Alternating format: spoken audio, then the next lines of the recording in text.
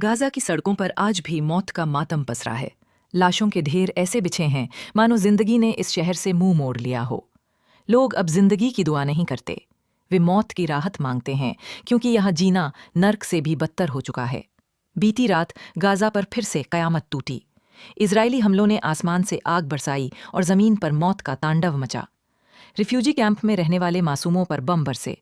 सारी रात चीखें गूंजती रहीं, हर तरफ हाहाकार था। बुधवार की रात अकेले 80 से ज्यादा फिलिस्तीनी मारे गए। ये हाल के समय का सबसे बड़ा नरसंहार था। मारे गए लोगों में सबसे ज्यादा वही थे जो पहले ही घर बार खोकर तंबुओं और अस्थायी जगहों में रह रहे थे। न बचने की जगह, न छुपने का सहारा, सिर्फ मौत थी हर तरफ। फिरास बाजार के पास तो ऐसा मंजर था कि जिंदगी थम गई।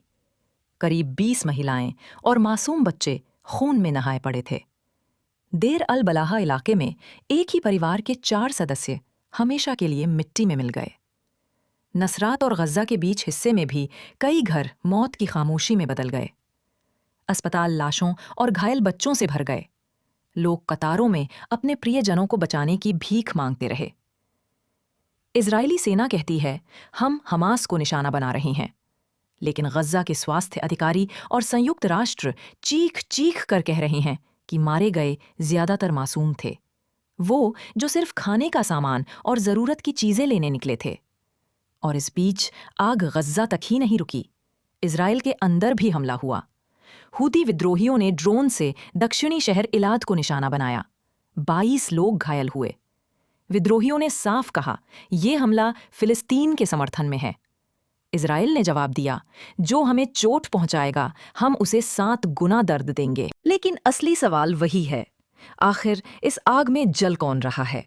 7 अक्टूबर 2023 को जब हमास ने हमला किया था, 1200 इजरायली मारे गए और 251 बंधक बनाए गए। उसके बाद इजराइल ने जो जवाबी कार्रवाई शुरू की, उसने गाजा को कब्रिस्तान बना दिया। गाजा के स्वास्थ्य मंत्रालय के अनुसार अब तक 65,000 से ज्यादा फिलिस्तीनी मारे जा चुके हैं। इनमें आधी से ज्यादा औरतें और मासूम बच्चे हैं। आज गाजा की हवाओं में सिर्फ खून की गंध है। यहाँ अब उम्मीद नहीं, बस मातम है। दुनिया सवाल करती है, आखिर कितनी और लाशें चाहिए, तब जाकर ये जंग रुकेगी।